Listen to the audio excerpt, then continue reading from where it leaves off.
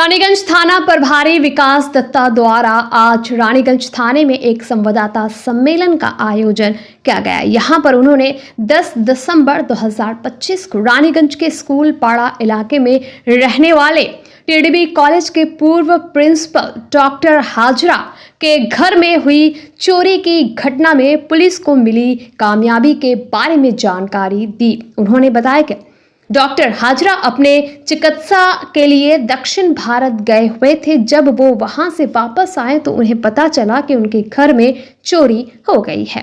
इस बारे में रानीगंज थाना में शिकायत दर्ज कराई गई। इसके बाद पुलिस जांच में जुट गई। विकास दत्ता ने बताया कि रानीगंज थाना के 2 अधिकारी इस जांच में लगे हुए थे और उन्होंने एक मोटरसाइकिल का पता लगाया जो एक महिला के नाम पर रजिस्टर्ड था। इस महिला का बेटा एक कुख्यात चोर है जिसके नाम पर पहले भी कई अपराध करने का आरोप है।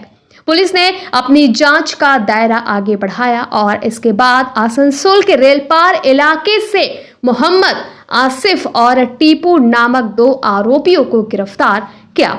गिरफ्तार करने के बाद उनसे पूछताछ की गई और 4 दिनों की रिमांड ली गई। इस दौरान उनके पास से चोरी हुए कई गहने और कुछ नगद रुपए बरामद हुए। उन्होंने कहा कि जो नगद रुपए डॉक्टर हाजरा के घर से चोरी हुए थे उनमें से एक बहुत बड़ा हिस्सा अपराधियों ने नशा करने के लिए खर्च कर दिया था। विकास दत्ता ने आगे कहा कि ये दोनों अपराधी लगातार अपराध से जुड़े रहे हैं और नशे के आदी हैं। विकास दत्ता ने आगे बताया कि इस पूरी घटना में जिस मोटरसाइकिल का प्रयोग किया गया था उसे भी बरामद कर लिया गया है। स्कूल पर আমাদের যে সবাই জানেন আপনারাও যে ডক্টর দীপঙ্কর হাজরা উনি আগে এক্স প্রিন্সিপাল ছিলেন আমাদের টিডিবি কলেজের। উনি ওনার স্কুল পাড়াতে বাড়ি 10 তারিখে উনি ডিসেম্বর মাসে 10 তারিখে উনি ভেরোর চলে গেছিলেন ট্রিটমেন্টের জন্য। ফিরে এসে দেখছেন যে ওনার বাড়িতে চুরি হয়ে গেছে। তো যথারীতি তারপরে উনি ভেরোর থেকে ট্রিটমেন্ট করে ফিরে আসেন। ফিরে আস্তে আস্তে কমপ্লেন জানাতে জানাতে জানুয়ারি মাস হয়ে যায়। আমাদের কাছে কমপ্লেন জানান আমাদের পিসি পার্টির টিম প্রীতম আর পারভেজ और साथ हमारे ये ছিল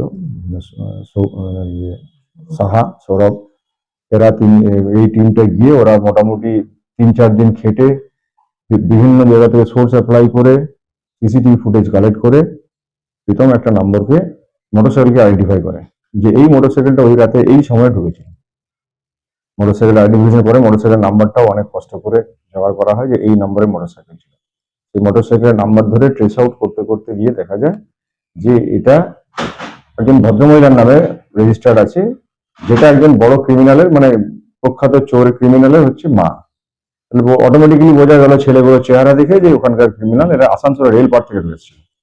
একজনের নাম এমডি আসিফ আনসারি আর একজন হচ্ছে টিপু এরিয়াস জহিউদ্দিন মোহাম্মদ জহিউদ্দিন। দুজনেরই বাড়ি গুইয়ার মহল্লা রেল পার।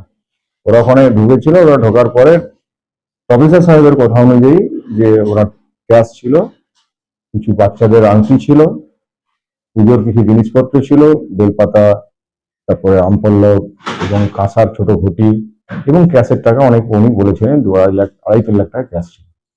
এই যথারীতি এদিকে অ্যারেস্ট করার পরে আমরা ফার্স্ট টাইমে 7 দিন ইয়ে করি, রিমান্ডে পেয়ার করি। 4 দিন রিমান্ড পাওয়া যায়।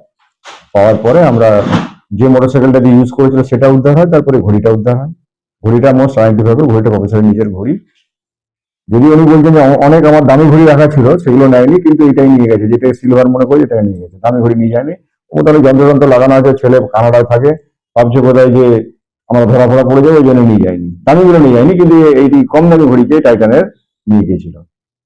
তো এটা বলার পরে ও করার পরে ওদের কাছে রিমান্ডে আনার পরে প্রথমে ঘড়ি মোটরসাইকেল হয়, তারপরে পরবর্তীকালে ক্যাশ টাকা এবং এই জিনিসপত্র যতটুকু ছিল বাড়িতে যতটা আমরা পেরেছি, সব জিনিস তো সবসময় উদ্ধার করা যায় না, সেগুলো উদ্ধার করেছি। এগুলো ক্রেডিট আমাদের পিসি পার্টির টিমের প্রীতম আর টাপ টিমের যায়। এটা হচ্ছে এইটুকু ব্যাপার। ও 7 দিনের জন্য প্রফেশনাল মানে ফুললি প্রফেশনাল। কারণ হচ্ছে আমি যখন 2012 সালে নর্থ থানা ওসি ছিলাম তখন থেকেই ছেলেটাকে আমি চিনি। আমি এখানে আসার পরে বলছে স্যার আপ ইহা হ্যাঁ, ও আমাকে চিনে গেছে। এরা বিশেষ কারণে প্রচন্ড নেশাগ্রস্ত হয়ে গেছে। অনেকবার ধরে নেশা চেঞ্জ করার জন্য বলা কিন্তু হয়নি। এখন এই নেশার পরিমাণটা এত বেশি বেড়ে গেছে, প্রচুর পরিমাণে নেশা করে। এবং এই যে এত টাকা ওরা নিয়েছে, চুরি করেছে, এই যে এত টাকা কম টাকা উদ্ধার করা গেল, তার একটাই কারণ হচ্ছে টাকাটা ম্যাক্সিমাম নেশাতে শেষ করে দিয়েছে, প্রচন্ড ভাবে এডিক্টেড। सन ऑफ बंगाल के माध्यम से हर खबर आप तक सबसे पहले पहुंचाई जाती है। सन ऑफ बंगाल जहां यूट्यूब, फेसबुक और वेबसाइट हर जगह पे है। हमारे यूट्यूब पे आप देखिए सन ऑफ बंगाल की खबरें। इसके अलावा सब्सक्राइब कीजिए, फेसबुक पे जाइए, फेसबुक पेज को फॉलो कीजिए। इसके अलावा हमारे वेबसाइट पर भी जाकर आप देख सकते हैं हर तरह की खबरें सबसे पहले। जी हाँ, हमारा वेबसाइट है www.sonofbengal.in।